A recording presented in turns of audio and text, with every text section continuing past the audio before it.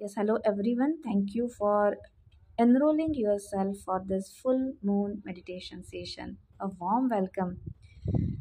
मेडिटेशनची पूर्वतयारी कशी असेल याच्यासाठी हा ऑडिओ मी शेअर करते. तर व्हेरी फर्स्ट थिंग की आपलं खाणं साधारण 7 वाजेपर्यंत तुम्हाला जे काही घ्यायचं आहे, आहार घ्यायचा आहे तो घेऊ शकता.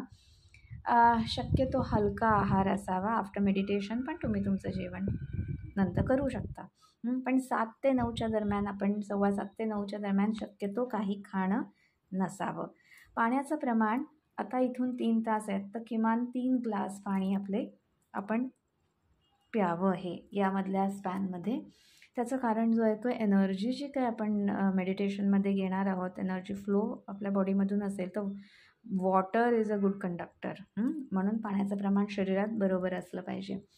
नेक्स्ट टू दॅट आपलं आसन.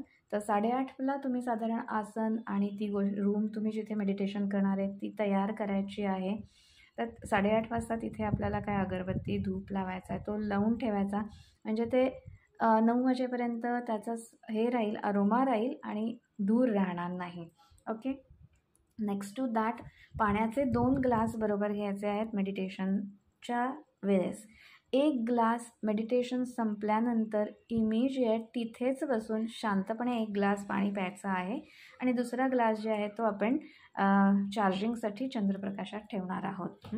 क्रिस्टल्सचं काय करायचं, तर मेडिटेशनला जेव्हा आपण बसणार आहोत कुठलंही पेंडंट, ब्रेसलेट, रिंग काहीही आपल्या अंगावर असणार नाही आहे. ते सगळं एका काचेच्या बाउलमध्ये किंवा प्लेटमध्ये आपण काढलेलं असेल आणि आपल्या बरोबर असेल. त्याचं क्लिन्झिंग आणि चार्जिंग पण आपण करणार आहोत. ओके.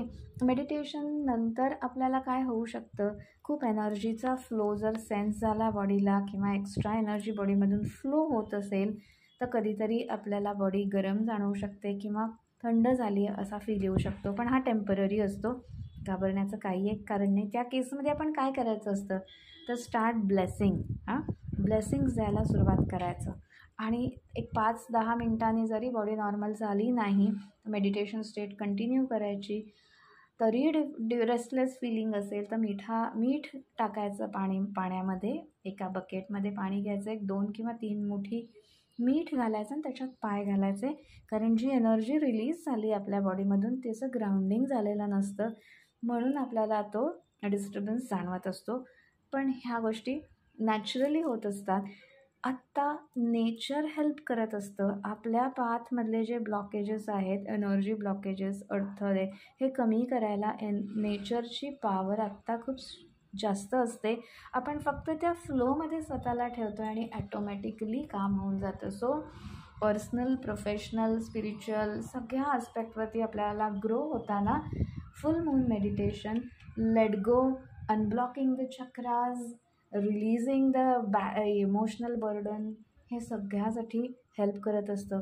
सो आजचं मेडिटेशन खूप महत्त्वाचं आहे, पॉवरफुल आहे. त्यातून बुद्ध पौर्णिमा आहे. We are so lucky, we are so blessed की आज आपण हे मेडिटेशन करू शकणार आहोत. We all are thankful to universe, to this lunar energy, to the higher spirit, higher souls for taking us into deep state of meditation. Thank you in advance for the magnificent outcome of this meditation session. Thank you, thank you, thank you.